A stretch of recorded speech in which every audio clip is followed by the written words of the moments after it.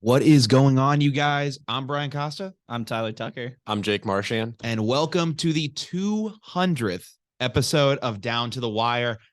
This has been an episode that's been well in the making now, and I got some great guests on the show to discuss it. Obviously, you just heard them in the intro, Tyler Tucker and then Jake Marchand. Thank you guys for being here. I really do appreciate this. Given the circumstances of what today is, it is, at least for Jake and I, it's our final day of undergraduate for college. Tyler, I know you're going to be back here in the fall, but boys, this is it. Crazy. Yeah, it's actually nuts. Yeah, it's crazy. We we took our little stroll down memory lane last night, and Yeah. went to the old stomping grounds from freshman year. Kind of crazy to think that was already 4 years ago. Absolutely. But So, for those of you guys who don't know, because I don't think we ever talked about, like, on air at least, how we all kind of came to meet each other. But Jake, this originally started my freshman year. Back in like senior year of high school when Bryant created the what's it called, the Facebook group chats, the infamous Facebook group. Yeah, and you proceed to hit me up on this group chat and say, like, hey, you're going to be living in room 414 in Warren House. I'm going to be living in room 415. And I remember from that, we started like a couple conversations over Snapchat, and it was like, yo, man, like, can't wait to meet up with you. And like, I don't know, do you want to kind of talk about that? Yeah, I still remember it to this day. It's gonna sound so weird, but like how something happens, you remember like exactly where you were when it happened. Formative moment, yeah. Yeah, I can still picture exactly where I was when I was on vacation with my family when I first texted you. So yeah, I saw, I was like, oh, all right, like at least I know one or two people from my floor, and I saw you said something in the chat, and I hit you up, and look at where we are now. No, it's wild, man. And then obviously, Tyler, you being from Jake's hometown and you living with him, that's how I eventually came to meet you. I know I remember it specifically the day I met you in person. I had just finished moving into my room freshman year and was just kind of chilling out. I've been texting you throughout the day of being like, yo, bro, when you pulling up? Just want to like say, hey, like we can chill out, do some stuff like that. And I remember like, yeah, you just like pull up at the door. I was like, wow, this is crazy. This is like meeting a pen pal in real life for the first time. I'm hoping I'm not going to get stabbed or something, but it was cool. Like, there's still time. There's still time. Well, no, Jake, you scare me. I just no, but I was like, oh shoot, like this is actually really cool. Like I've never had like that kind of an experience, like that. So to meet someone online like that and then actually have it turn into being one of your best friends is really cool. And then Tyler, you being Jake's like, direct roommate at that point. I forget the exact moment when I met you, but I know like I came into your room and I hate to say it, but you looked very young at the time. You still look young. You look great, Tyler. I know. And I hate to say it, but I thought that you were Jake's little brother when I first met you. And I was just like, oh shoot, like this is Jake's brother. This is chill. And you go, no, I'm Tyler. I'm living here. I was like, oh, damn, this is crazy. Yeah, that tend to happen a lot. I actually my senior year superlative was most likely to be ID'd at 30. So that's been a consistent trend throughout my life. That's awesome, man. That's funny. You got the facial hair going now, though, yeah. So all worked out. Trying to fake it. You're chilling, man. But no, I remember like that night we went to, well, it's Tell's house now, but at the time it was Makeley's house for the welcome dinner, and we did all the festivities there. And I remember, Jake, you actually showed me the video last night of the first day we all hung out with each other. End of August, beginning of September nights, pretty good day out. And what are we doing? We're in your room watching Happy Gilmore with it's me, Tyler, Jake, Carter, Mike Fiorenza, and I think Dave Roundy was there. Yeah. So like I remember just like from the jump, those are the people that we met, and like I still know all these people to this day. It's crazy. We had 7 to 8 heads packed in that 250 square foot room, all watching the same movie on 2 TVs. It was actually pretty awesome. Just like, hey, is this what college is? Is this just college? All right, cool. Yeah, no, that's what I thought too. I was like, all right, I guess this is just college. Cool. Like just like random heads just posted up in a bedroom. This is what it is. And I remember trying to think.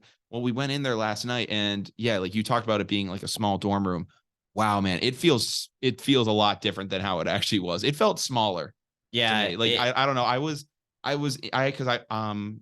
Being in 414, I went into my room and I was like, wow, this felt way bigger freshman year. And it's kind of like the thing of like, when you're a little kid and like you kind of grow up and it's like, oh, things actually like the big slide at the playground didn't seem as big of a deal as it actually was. So that's kind of how I felt with that. So I don't know, man. Like you I know you guys went into your room as well.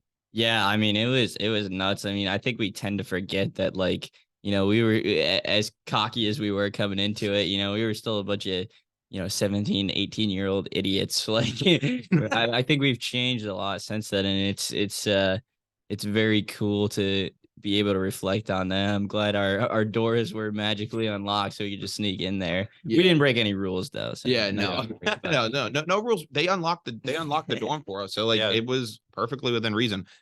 You talked about the door being unlocked. I thought that you meant about freshman year, because I remember that there were plenty of times in which myself and others, we would go into your guys' room and just like cause all sorts of trouble that I can't talk about on this show. But I remember specifically one instance that we can talk about, Tyler. You were in your bed and Isaiah comes in, and this is not the instance I'm talking about. This is the fun one. This is the one that we can talk about on. Okay. And you're sleeping, and Isaiah comes up with the amazing idea to wrap you up in your sheets, and we all proceed to carry you into the bathroom and almost try to put you into the shower. And before we have the opportunity to do so, our RA at the time, Paul, walks in the room and just goes, "What the hell are you guys doing?" Well, because he thought that we were like hazing you, or like this was like some random person we were doing this, and he goes like, "Yo, put him down." And we were like, "No, guys, it's okay." No, I definitely went kicking and screaming just to make sure I woke someone up to get some attention. But yeah, that was one of the many hijinks of freshman year that we crazy. I mean, like we did that. That was a crazy thing that we did. And then you talked about like the community aspect of it. I remember one big thing that we did a lot of was the Madden tournaments. Those were huge. Oh my gosh, the Madden tournaments. Tournaments. And then Jake, I remember you were trying to give me the smoke in NBA 2K, and you were like talking so much smack to me. And I said, all right, I'm gonna be the Utah Jazz. I'm gonna be Donovan Mitchell, and I'm gonna cook you. Oh, and I proceeded, you'll never live this down. I still proceeded to drop like 56 points with Donovan Mitchell, and it was just a bloodbath. I forget who you were too. You were like a good team. I was like the 2016 Warriors. It was stupid. It was so stupid, but it was funny. And we did that in your guys' room. We did it in Carter and Aiden's room as well. And that room has some special meanings as well. That place was definitely a spot. And the final place, I guess, that we could say that we visited last night, which was cool, was Goose's old suite, Suite Warren 100. Yeah, that place, wow, it like some things never changed. I know that like when we would go there, it was always kind of just like a bleep show. Mm-hmm. Even like after the kids this year cleaned it out, it still looked like it could have been a fully like lived in dorm. Yeah, I think one thing we all collectively remember from not to take a dark turn into this, but being at Suite 100 and kind of getting the news about COVID and how everything was going down, and that was around like the time where we got sent away. But no, I remember that. Like Jake, I specifically remember like your mom or something texted you, and you talked to all of us about that. Yeah, I still remember like we got that notice that like, oh hey, like you're going home for spring break and you're not coming back. Yeah. And I remember my mom texted me that night when we were at Goose's place, and she's like,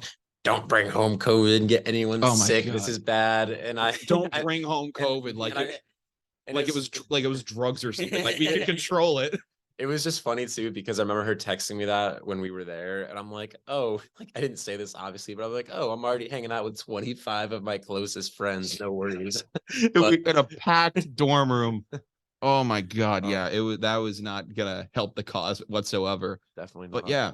I know one thing that I kind of felt with going back to the Warren dorm was kind of a sense of closure on freshman year, because we never had that opportunity of, like the traditional May move out, like saying goodbye to everyone.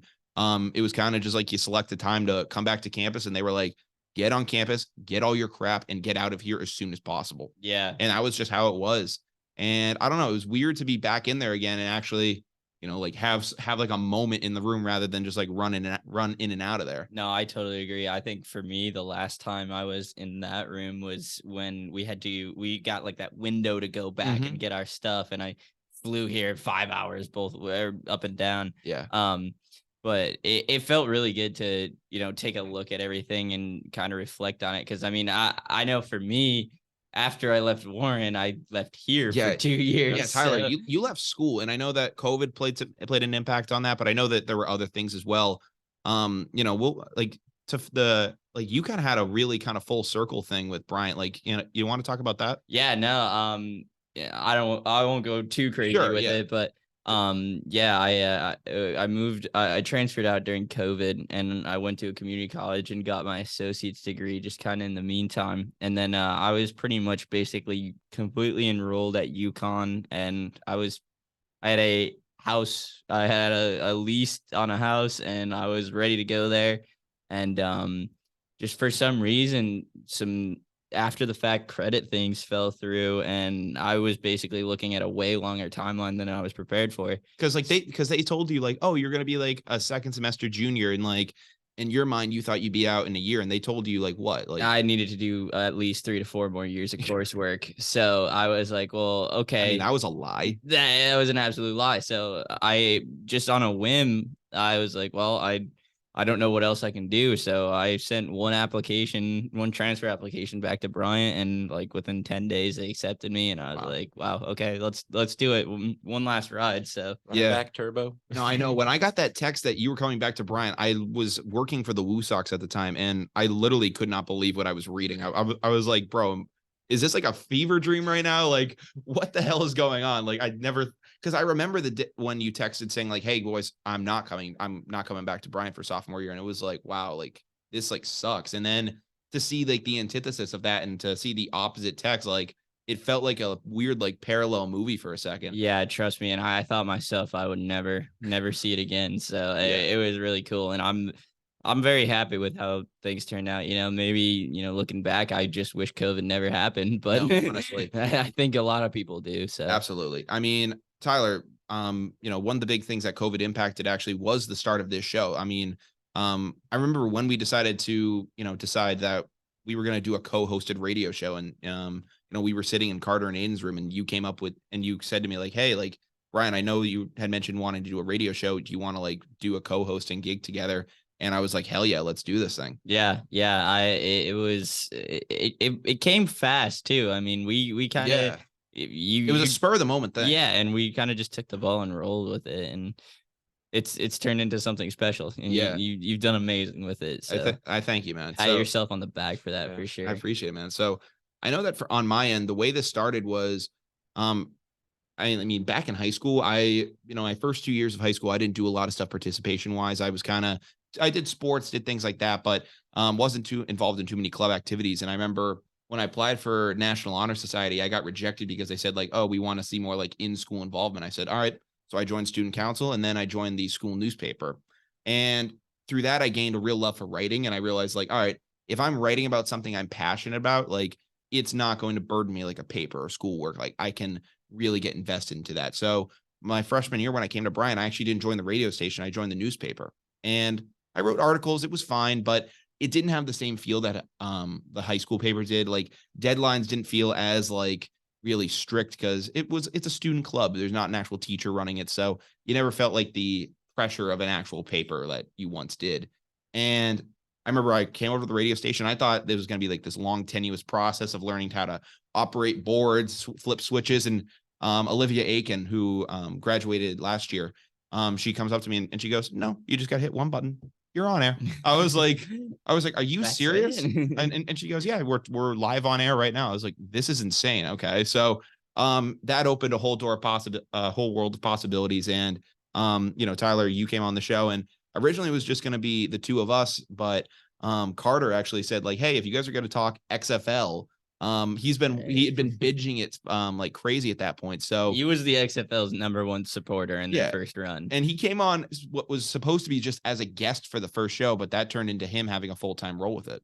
Yeah, and that exploded too. And I distinctly remember too when you mentioned COVID that I think it was a winter COVID special or like a holiday special that we did, and we ended up going for. You did the quarantine special. And we ended up going for about like 3 hours that day, and that was the time, man. That was incredible. Because I remember when this all got shut down, and I was really bummed because like we had done like 6 episodes. It felt like we were hitting a groove. And I was like, damn, like that felt like really cool. Like, I can't believe that we can't do that anymore. And I reached out to WJMF. I said, like, hey, if we did this thing, would you guys promote it? And they were like, absolutely. And looking back on it, it's like one of the nerdiest things that I think we've ever done.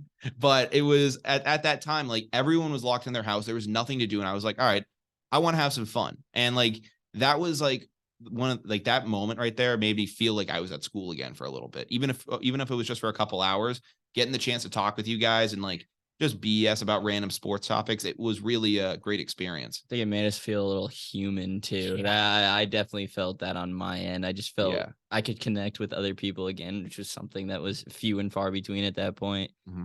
And then I know, Jake, Tyler, I obviously didn't return for your sophomore and then junior year, but Jake, we came back to college for our sophomore year, and what a world we got thrown into.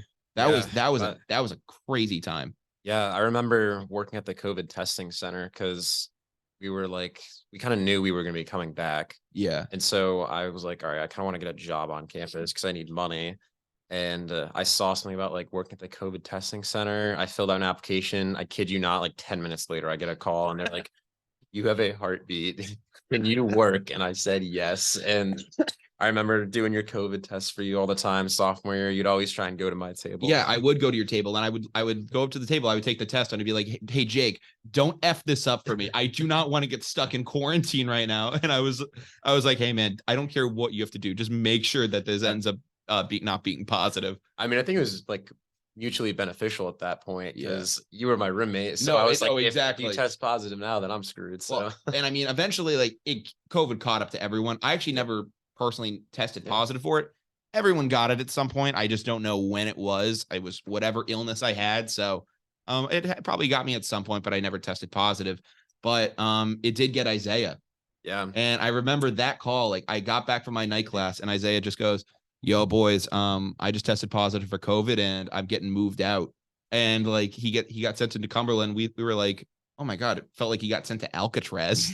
It was like, what the hell's happening? His little coloring book and everything. Yeah, it was a coloring book. Yeah, because so like we get sent out, and I remember we were watching War Dogs that night.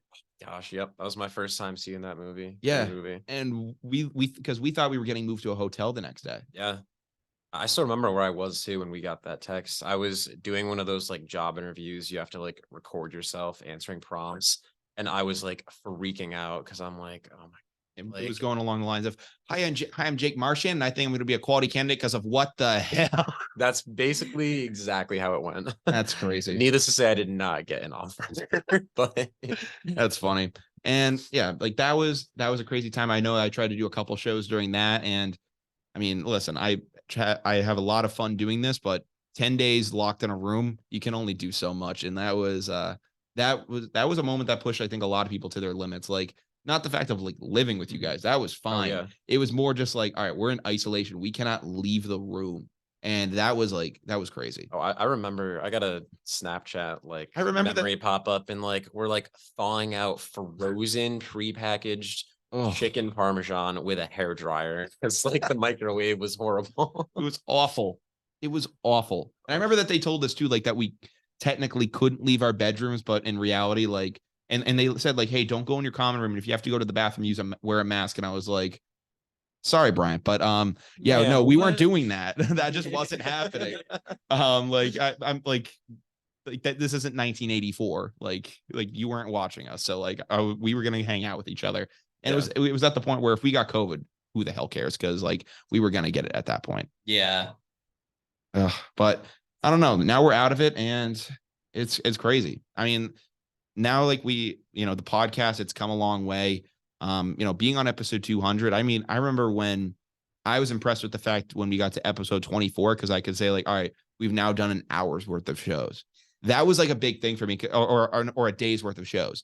Because I thought like, wow, I've been like on the air technically talking about sports for a whole day. And now it's like, it might be like a month now. But no, not probably not, but it's like, probably like a good week or 2 weeks worth of just straight talking, which is incredible. So, I mean, I'm incredibly proud of this. And I just want to say to you boys, like, I know that I've put in a lot of work with this, but this would not be possible without you guys. Because I've done a couple shows where I had to go on and talk by myself, and let me tell you, it's not fun. Yeah. I like to have back and forth and have discourse with it. So, for the hours that you guys have taken out of your schedules, Jake, not even like, like being a direct member of the show, but just being a guest to come on and do what you did. I thank you for that. And then Tyler, just to help me with this journey, man. It's been a blast. I'm so thankful for what you were able to do and helping me with this. No, it's an absolute pleasure. Like, because I seriously. would not be doing this today if it wasn't for you guys. We appreciate you that. having us on. It's been a blast. Yeah, absolutely. So that's kind of what I have for a little of opening with the show. I wanted to, recap some stuff with college. Graduation's coming up tomorrow, so we're gonna give it one last go around tonight, and around the block, and then it's off. I mean, it was a fun senior week. Yeah, had a good time. Yeah, but now we gotta hop into some sports news. I know we got really sentimental there, but boys, there is some sports news that we have to talk about, and mainly it's just gonna revolve around the NBA. This was a segment that I actually meant to cover in my first show of the week, episode 199. But just somehow it got lost through whatever was going on. And that involves one NBA player by the name of Ja Morant, who is actively trying to make his way into the hood. First guy to ever want to do that. But for the second time in like a 2-month period of time, in a 2-month span, this guy proceeds to flash a gun on Instagram Live. And I don't even know what to do anymore, because the first time I saw it, I didn't know the background of it. I was like, okay, like this is like a weird situation, but like, like we'll see how this thing goes.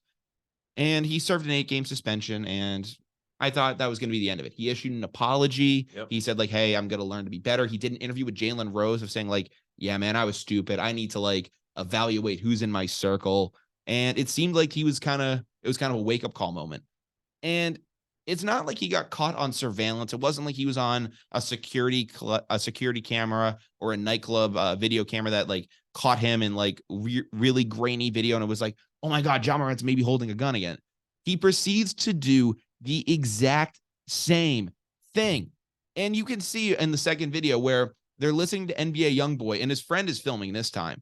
And like Ja's dancing, the friend pans over to him. He holds up the gun, and then the friend just quickly like throws the camera out of frame. And it was like, dude, the damage is already done. He was trying to help him, but there's nothing you can do. Like, what a freaking dumbass! It's crazy to do the same exact thing twice. You already got in trouble for it. You already got suspended for it. Why did you do the same exact thing? No, exactly. Well, the thing that really got me too, and I was telling you guys about this earlier today, but I don't know if you saw, but like his apology statement that he made, like that thing read that thing seems so insincere. The apology statement he made was 100% made by ChatGPT, because I saw multiple like posts on social media today, and all of them had side-by-side comparisons of his statement and a ChatGPT response to the prompt of provide me an apology paragraph for my actions. And I'm just like, it's like the same word for word. And it's just like, it's ridiculous. So I'm interested to see what the punishment's going to be. I know he's like indefinitely suspended from all team activities. Yeah, the Grizzlies just cut him off like immediately. They didn't even say like, hey, we're going to like evaluate this. They said like, no, Ja's just done. He's suspended. So like, this is a weird case because like we've seen star players act out and do crazy things before. And sometimes it's resulted in them getting released from teams. Sometimes the player, however, is too big a name that you just can't afford to lose them like that. One player who comes to mind is Antonio Brown in the NFL. Back when we first started college, like when he was with the Oakland Raiders, the stuff that he was getting into was ridiculous. Oh, I mean, he showed to practice in a hot air balloon. He got frostbite on his feet. He was assaulting his ex-girlfriend on Instagram Live. Yeah. So child dispute. Yeah, exactly. So that was after the fact of him getting released, but he was doing a bunch of crazy stunts and things like that. And eventually the Raiders said like, all right, this is too much. We know you're incredibly talented, but we got to drop you. I don't know what it's going to take at this point. I think that Ja's position at this point is safe with the Grizzlies. He's too good of a player. He's one of the next faces of the NBA. But at what point does he become too much of a liability for you? I mean, if he continues to do the same thing over and over and clearly not change his actions. I mean, he is wildly talented, but Incredibly talented. there's a lot of young kids, watching his performance and then engaging with him on social media. So he's got to be careful about the message and the narrative he puts out. And, if he starts influencing, young kids and fans of the NBA to be flashing guns instead of hooping. Yeah. That's when you really got to take a hard look and be like, hey, is this guy good for the team? Is he good for the league? I mean, the answer is no. He's not good. He's No, not no good for the doubt. league. He's very good for their team. Yeah. But like, man, just like everything the Grizzlies have gone through this year, not with with not just Ja, but the whole thing with Dylan Brooks trying to be like the next like Dennis Rodman, but completely imploding when it actually matters. Like the Memphis Grizzlies could be a case study. I mean, people have talked about wanting to analyze guys like Antonio Brown's brains when they eventually do pass away, and like look for CTE. It's gonna be interesting if there's ever a brain scan done on Ja's head. Like I got to know what's going on in there. Not much. Because I don't know if there's anything going on behind the ice, if I got to be honest with you, which is weird for me to say because I've heard a lot of NBA players say that Ja's a very intelligent guy. If you apparently hear him listening to what is it? Interviews post game, like after running a freaking marathon out on the court, he can give you like very like intelligent breakdowns of what happened. He understands like the history of the game. But to throw all that away and just, wave a gun around, like what is going on with him? Yeah, for what purpose? I mean, what is he proving to anyone? He already proved he's a great hooper. What more does he need? Yeah, and I know there's obviously a cultural aspect of a lot of it, but you actually look into it, Ja Morant didn't come from a relatively difficult upbringing. He seemed to have had a stable family, went to private schools, was mostly had things paid for him, and had a lot of privileges growing up. So it doesn't make a lot of sense why this actually tracks the way it does. Yeah, that's exactly what I was gonna say. Like, there's a reason people on the internet have been calling him NBA dumb boy. Yeah. Like, it's just why would you like? He is what, guaranteed $200+ million or something like that. His Yeah, contract right and now. I mean, why but- would you risk that? Yeah, and he's already ended up losing. Actually, I saw one thing. It was the fact that had he been healthy, I don't know if it would have been all NBA first team or like defense, or it was some like all NBA team that he was basically a shoe-in to make. But because of the suspension and different things, like he didn't meet the like the minimums in order to like be eligible or something like that. And because of that, he lost out on apparently $39 million because it was an incentive written in his contract, which otherwise he would have hit, like because he's that good of a player. Like based on Zion Williamson's health, talent wise, Ja Morant might be the best player that came out of that draft. No, for sure. And, Sure. and availability is the best ability. And, he's clearly shown that over Zion so far. So he's been way more of an asset. Now, that's no knock against Zion's talent because Oh he's my still a God. monster. Yeah, but he's a beast. But Ja's just playing more games, a Yeah. lot more. that's all it is. But I don't know. It's going to be interesting to see what happens with them down the stretch because the Grizzlies, like I said, they are freaking they're something to marvel at because they told Dylan Brooks, under no circumstances are we bringing your ass back to this team. Like you are done. So I don't know if he's going to have a career in the NBA anymore. It's kind of sketchy. I mean, even though he did put up good numbers 2 years ago, he averaged like 18, was getting a couple boards. So, I mean, I could see someone giving him a job, but what do you think is going to happen with that guy? I think we're gonna see him playing on a team in China. Yeah. I don't know. You think Dwight Howard's going to get him over there? He might. Dwight I don't Howard know. might recruit half the NBA at this point. Did you He's see- going hard at it. Did you see that? He was saying to, I think he talked about Dylan Brooks, but he also mentioned getting Jordan Poole. He was saying like, Jordan Poole. well, Wow. he was just talking about guys that Yeah, were like yeah. struggling. Like He even sent one at LeBron. He said, "You can't play until you're 50. Come on over here." yeah. I mean, Dwight Howard is living his life right now. Have you like seen what he's doing over there? He's putting up monster numbers. He's a legend there now. Yeah. He's a basketball icon there now. He's going to be in basketball infamy. He hasn't felt like that. He probably hasn't felt that level of like of that kind of being on top of the world feeling in like 13 years. Easily. Yeah. He's like, wow, I haven't felt like this since I was 25 years old. I feel great right now. Carried I- the Magic to a final. I'm He's a- like a god out there. Yeah, no, exactly. He is a god out there. I mean, like that's just the crazy thing is like you see a lot of these older NBA players and you just think like, oh, they can't play anymore. That's the furthest thing from the truth. They can still play basketball at a high level. it just might not be NBA caliber basketball anymore. Because look at a guy like DeMarcus Cousins right now in Puerto Rico. Have you seen the highlights of him? I'm not. Oh my God. He is a freaking machine over there. Like, he is throwing down dunks. He is hitting shots. Like, he is playing out of his mind right now. I think people tend to forget that, everyone in the NBA is there for a reason. Yes. So they're all wildly talented and can, D up anyone. They're incredible. It's a different level. And I mean, ridiculous. Like the Euro League is a very impressive league, but if you put a guy like DeMarcus Cousins on a Puerto Rican league team, which hell, they're probably very good players on that roster, but they don't compare to him. No, they don't. No. So you put him out there, it's game over. Yeah. He's played with some of the best players in the world. Exactly. Too. He's been still, on Team USA. Regardless of how old he is, he's still going to have the knowledge and the skill sets and the experience. Yeah. So I think he had like one crazy behind the back assist. I'll have to show you guys after the show, but it was wild. But that's what we have for Ja Morant news. Hopefully he can get his act together, but we'll see if another half-assed apology is on the way soon. So TBD. But in actual playoff news, we're now in the conference finals, and maybe not to the surprise of some, but to the surprise of all the Bron lovers out there, the Lakers are down 2-0 to the Nuggets right now.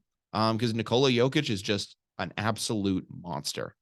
Yeah, he's been actually playing incredible, like consistently averaging double doubles, and the Nuggets are a really solid team, but I think they're boring, and the Lakers are just more fun than them, and that's why the mainstream media is pushing them a lot harder, and LeBron and AD are a great duo, and Jokic is just a guy who stays in the paint and gets it done. Yeah, and it's weird the fact that like Jokic to a lot of people is still considered like underrated because he's a 2-time MVP.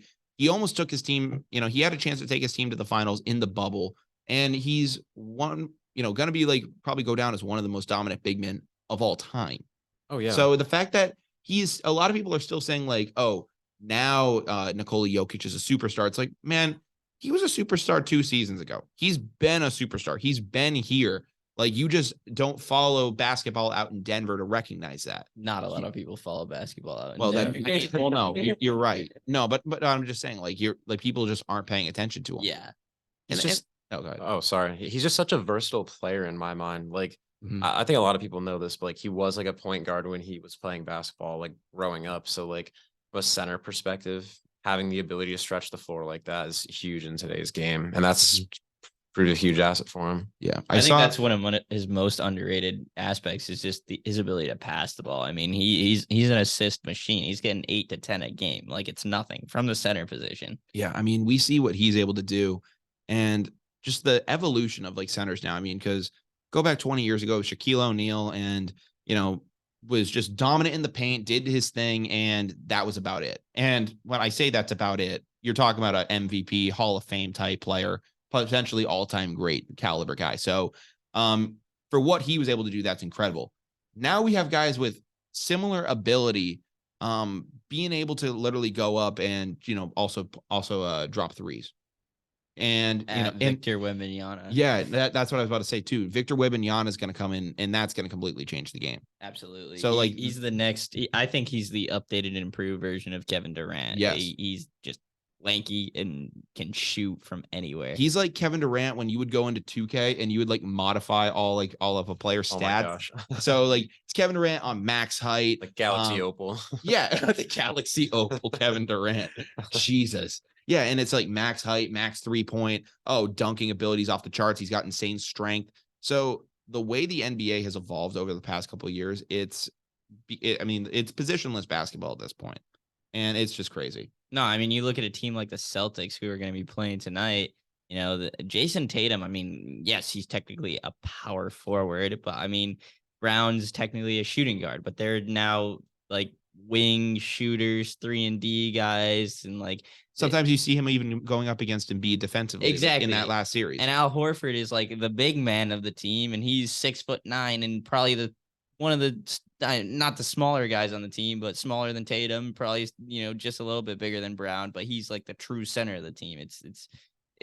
They've globalized the game and they made it positionless, and I think it's going to be great for the league going forward. It's going to be crazy. I saw one thing on TikTok of them saying like, hey, like, is there a chance that basketball becomes like soccer where you see these 15-year-old kids go overseas and, sign with like professional teams and, forego like high school and just go pro at 15. I don't know if that's going to be the way it goes. The response I saw was the fact that if the US didn't have to worry about school, it wouldn't be a competition overseas. So I think that's true. Yeah. So I don't know. I don't know if you're going to see a trend like that, but that is something interesting to think about. The fact that people could eventually move overseas and like make this a career for themselves. We're seeing it recently with guys like LaMelo Ball. We were seeing it with Wembanyama right now. So I don't know.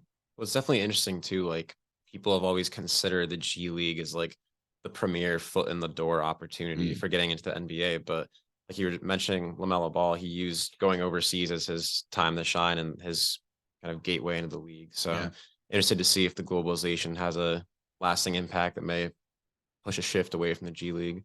Yeah. So I don't know what it's going to look like, but going back to the Lakers Nuggets series right now, Nuggets are up 2-0. They pulled out the win again last night. LeBron James struggled really badly. He had some big gaps in the game, blew a dunk, blew a layup. I think I saw one thing that he's missed 19 consecutive fourth quarter threes. Yeah, he's like 1 for 20. Yeah, shooting 5%. It's crazy. Like, I mean, and I know LeBron traditionally isn't a 3-point guy, but even for him, those numbers are bad. So absolutely. So that's crazy. But LeBron said in the post-game interview, he said like, hey, this isn't the NCAA tournament. It's the goal of these series is the first to 4 wins, and they still think that they can get it. So my question to you guys is, do you think LeBron and the Lakers can come back in this series? Or do you think the Nuggets are going to the finals? They could. They definitely could. What's it going to take? Big time performance from AD. He's got to outplay Jokic at least 1 to 2 games and that's asking a lot. Especially in the paint on the boards too. Exactly. And I think it would need another contribution from someone on the Lakers other than LeBron or AD. I think someone has to really step up. If that's Reeves or Walker, anyone, or even D'Angelo Russell, someone has to be that third option and get 20 or more. Yeah, LeBron's going to get his points. I know he only had 22 in game 2, but he'll get his. And listen, AD, I think for a game you could see him outmatch Jokic. I think it's possible. He's one of the best big men in the league. He can do it. Everyone has their night. So I think that's possible. I don't know if the Lakers have enough to catch up in the series though, because I don't know. I just think I just don't know if it's going to be enough time. But coming from a Boston fan who's been up 2-0 on LeBron before and then seeing it go the other way, anything is possible. So never bet against Bron. I don't want to bet against LeBron because I've just, as a Bron hater, I've always been, proven wrong by him every single time, and it's really getting old at this point. Not gonna lie. But yeah, now that we get back into it, I don't know. This is going to be a very interesting series for sure. I think honestly, we'll see both conference finals going 7 games, regardless of what happens. I think so too. And to talk about that, I mean, you get into the Celtics Heat series. That thing was an absolute war last night. 2 nights ago now at this point. Game 2 is coming up tonight. Celtics dropped game 1, 123-116. Tatum had 30 points, but similar to LeBron James, had a lot of struggles in that fourth quarter. Didn't even take a shot in the fourth quarter. Yeah, that's bad. Not good. No. So I don't know what's getting into Tatum lately. I know that, you want to say he had a clutch performance against the Philadelphia 76ers. He did. He was just completely absent for probably a 3-game stretch. He just was not himself. And, in game 7, he came through, looked solid. And it was all right, dropping 51 points. Tatum figured it out. He's out of the rut. Let's go. And it feels like we're back at square one. Yeah. I just worry because I feel like he's so streaky. Like you were saying, the fact that you can go from, I think it was he had a 5% field goal percentage or 3-point percentage, something insanely low. Well, that was LeBron. Or no, I'm talking about Tatum. Yeah, the stat I mentioned to you earlier was about LeBron. But Tatum not attempting a shot. Yeah. Going from not attempting shots right after a historic performance. And it's not just baffles me. And it's not like he wasn't taking a shot because he had 11 points in the game and was really struggling. He had 30. Yeah. He was doing fine. So I don't know if that's an injury thing or what's going on, but you can't have that from Jason Tatum. Jason Tatum needs to be taking the majority of those shots in the fourth quarter. I don't care what anyone says. Yeah. And he's got to act like it. He does need to start acting like it because Jaylen Brown's been doing a far better job of it during their time here. Yeah, he's and that's the knot in this equation too. Like Jaylen Brown has always been so silently consistent. Like even when Tatum's up and down, he's still 20, 25 a night. He's and getting his. He's getting his and doing his job and playing good D on the other end. So it's like, can we really go all in on Tatum and shy away from Brown just yet? I don't know. I mean, I guess the devil's advocate I could play to that is the fact that if there's a chance that Jaylen Brown is as consistent as he is because all the teams feel like they have to just defend Tatum, and they game plan for him. And Brown's just going to be like, all right,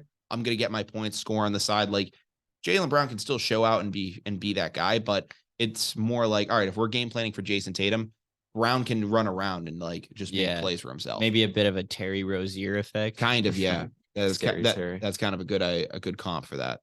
But I don't know. This Jason Tatum has and just the Celtics in general have just been pissing me off this playoffs. And it's something that they haven't just done this year. This has been a common theme for them. And it's the fact that they don't know how to take an authoritative lead in a series. They, for whatever reason, when their backs are against the wall and it's win or go home and they need to, get a game, they clutch up and they manage to pull out a win. And sometimes even in a big way, like we saw against the Sixers. So however, when they're up in a series, they have a chance to take a 3-1 lead, close out a game. They extend it. They're the Scott Fosters of teams. Oh, I just hate like hanging on by a thread so consistently. Like, yeah, we made it to the finals and hanging on by a thread last year, but I don't want to do that. I want to be a more dominant force and come from a point of, confidence and unison. And it's just so difficult because like you were saying, like when we're kind of like seemingly down for the count, like we just resort to the hero ball. Mm-hmm. And that's just a huge downfall for us. We need to play more like a team. Yeah. We showed it recently, but just got to be consistent. Yeah. And I think that falls on Joe Mazzulla's coaching style. I don't know. I respect Joe Mazzulla. I think he's a good guy, but I've had questions about him this year because he's had issues with calling timeouts, managing certain players. So yeah, he's been having issues with me. But you want to mention the biggest issue of extending these series. It's not just the fact that guys are getting tired, but you're wasting opportunities to take advantage of other opponents. I mean, the Hawks series going 6 games, that hurt us incredibly because the 76ers were already waiting for us. Joel Embiid was hurt, and we could have potentially got maybe 2, maybe 3 games with Embiid out. And instead, we only got 1. And they were well rested all series. Yeah, and they were the rest. And that turned into another 7-game series for this team. So, I mean, listen, if it comes down to it, I can give the Celtics a chance to win it in a do or die game, but I don't need it to be that every single time for us. I think that if we can actually get our guys some rest, finish a series in 4, 5 games, like it's less just miles on their legs. Like they have just more life to them at the end of the season. And when we get to the finals too, we'll be able to really, that's when you should be worried about the 7-game series and taking it the distance. Yeah. And that's the big thing. And listen, I want to say this. I don't want this to be that I'm not giving credit to Jimmy Butler because that is not what this is. Jimmy Butler has been playing out of his mind in the playoffs for the past 3 years now. He is just a different guy when it turns to postseason basketball. No, absolutely. He is. Jimmy Butler has always had that dog in him, but he was really unleashed it. And I mean, you look at the team he's surrounded with. I couldn't name many players that could do what he's doing with Gabe Vincent, Max Strus, old Kyle Lowry. And it's weird though too because I look at Jimmy Butler and I still think of him as like, oh, a nice 2-piece, like a nice number 2-piece on a team.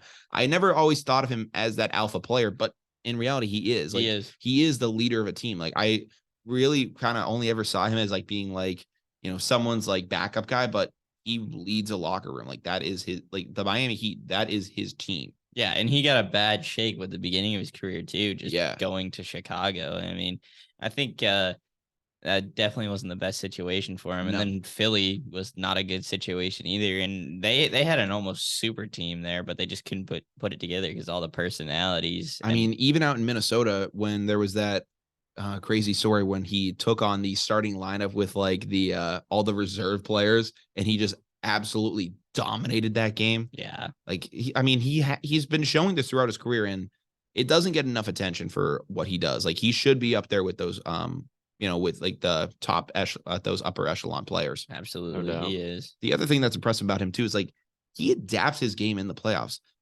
This is, I think they said, the second postseason in a row where he's made more 3-pointers than he did in the regular season. Wow. Yeah. I don't know why he Jeez. does it, but because he still nails from mid-range. He's awesome from that area of the court, but for whatever reason, he likes to just like, expand his game, and maybe it's just more confidence. Yeah. I think it's more of a drive too. I feel like he definitely wants it more than any other person on Yes. the court. He's clearly more motivated than everyone else, and he's outworking everyone. No, if the Heat win a ring, it'll be like the most I think a player's ever earned a ring in their life. For sure. Because Jimmy Butler is like fighting for his life right now. Issue the MVP award to this man. No, He's fighting. Honest, For it. I mean, like if the MVP award counted the playoffs, Jimmy Butler should be walking away with it for what he's doing right now. It's incredible. But for all the Jimmy Butler praise, we hope he goes down in 7. Oh, against the absolutely. Celtics. No, I still think that whatever Jimmy Butler is, whatever wires Jimmy Butler's head, Jason Tatum needs to get that. And I thought that maybe the failure of losing the finals would do that. It hasn't happened yet. I don't know what it's going to take, but he needs to find that and discover that and just say like, all right, I'm going to go take over a series. Because in my mind, he's the best player on the court. There's no question. The Celtics are the far superior talented team. We have the depth. But the Heat might just want to win it more. So that's the big question. And I hope the Celtics can get over the hump. I hope that we can go out there and win a championship. But as of right now, game 2's coming up. If you guys had to take picks, who do you guys got in game 2? I mean, this is a must-win game for the Celtics. The second game at home, you have to split at home because it's going to be miserable playing in Miami. So I just have to ride the Celtics on this one. Mm-hmm. I'm going to have to go the same way. The other night was pretty heartbreaking for me personally, and I need a turnaround here. Yeah. I just think we need to get some momentum and just carry it through the series because I'm done with the streakiness. I'm done with the missed shots. I'm done with the streakiness too. Listen, if I had to give a prediction for tonight, I'm going to say it's the Celtics because what's been the pattern all season when their backs against the wall, when they need a game, they go out there and they take it. So I think that they're going to take it right now because they're going to feel the pressure. It's not just going to be like some, like any other team, like where you go down 2-0 and you can come back.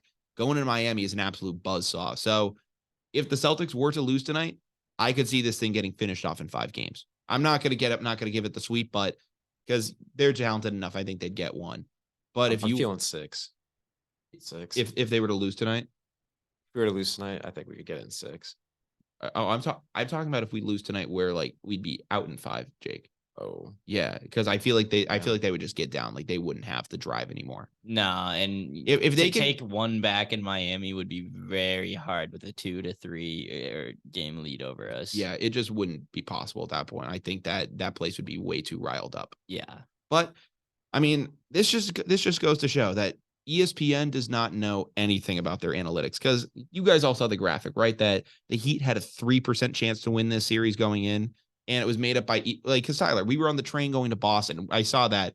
And I was like, this is such freaking BS. And more fuel to the fire for Jimmy Butler too. They definitely pinned that up in the Heat locker room and said like, oh, look at this. They don't believe in us. They only gave us a 3% chance. And genuinely, I mean, they said this was made up by ESPN analytics. And I'm like, all right, is that just like the janitor or like the intern that like walks in and says like, all right, guys, I crunched the numbers. I threw this into StatMuse. And I don't think that, and I really think the Celtics are going to win. I think they played the game 100 times in 2K. Yep. But just someone that sucked was using the Heat. So they just could only get 3 wins in. No, exactly. I mean, this is the problem with the analytics is that it can analyze like, all right, yeah, this is what these are certain players like 3-point percentages. This is what they do in clutch situations. But you can't analyze quote clutch players. And that's what Jimmy Butler does in the playoffs. So the Heat, apparently ESPN, though, they're not giving the Heat much of a advantage going into game 2. They still only have a 13% chance to take this series. Not much better. They're still really kind of like, not respecting him, which I think is a mistake. Yeah, I think, these teams are evenly matched. And I think we all were saying as Celtics fans, the one team we don't want to see is Miami. No, they were the one team that was, and they're pesky. They're going to give you fits all playoffs. And they beat the Bucks. They beat the number 1 seed. So you gotta give them some credit there. So. Absolutely. We're talking longevity too. You know, we want to be well rested going into the next round. So yeah, we're having to battle this out isn't going to make it any easier in the long run. Mm-hmm. I agree. Well, hopefully the Celtics can pull it out tonight. It seems a general consensus around here where we're all going green team tonight. So Absolutely. Sir. Yeah, let's see how that goes. But Tyler, it's episode 200. You started this, so I'll let you say what time it is. Well, unfortunately, ladies and gentlemen, but for episode 200, we're officially down to the wire. Yeah. So that means that we're going to wrap things up here in the Koffler Center for one last time as all college students. That's quite the terrifying, Brian. It is. You can just say it. It's terrifying. Yeah, I'm slowing down in my old age. I try to like talk in like these like hidden riddles and rhymes, but yeah, no, it's if I could get off air, I'd say this is effing. This is effing horrific. Wet because I'm pissing myself right now. Yeah, I am. No, I mean, It's gonna be a ride. I can't believe it. It should be fun. I think we've done great with what we've had so far, and we're gonna just continue to do that going forward. It's been a great 4 years. Looking forward to many more. Yeah, I mean, I had a great time recapping these past 4 years with you guys on the show, talking some NBA. And listen, I think we're gonna go have some fun tonight. You guys want to go? Day end and why? I think we're gonna have some fun tonight. I think last night of college, I think it's gonna be a fun time. So, if you guys want to follow us on Down to the Wire, I'll say this. I plan to continue to do this show after school. If you guys ever want a spot on the show, feel free. I will always, be here to do it. I don't know how long I'm going to do it because I'm going to be here for grad school. So maybe it's another 2 years. Maybe I continue to do something with it afterwards. But I plan to be here. I plan to stick around at least a little bit longer. So I'm excited for what's to come next. We'll be here with you. Absolutely. So if you are interested, however, in following us, make sure you go and check out the IG at down.to-the-wire, where you can have links to our Spotify or Apple podcast, our YouTube page, literally everything. And it also gives you the link to the WJMF website, which WJMF has been the home for Down to the Wire for the past 3 years. And if you want to stream it, we're on 88.7 HD2 Smithfield, Providence. So make sure you guys go check us out on there. It's on the website. You can stream live straight from there. I don't know what the times are going to be, but we'll see what it looks like. So from the last time in the Koffler Center, as all college students, I'm Brian Costa. I'm Tyler Tucker. I'm Jake Marchand. And this has been Down to the Wire.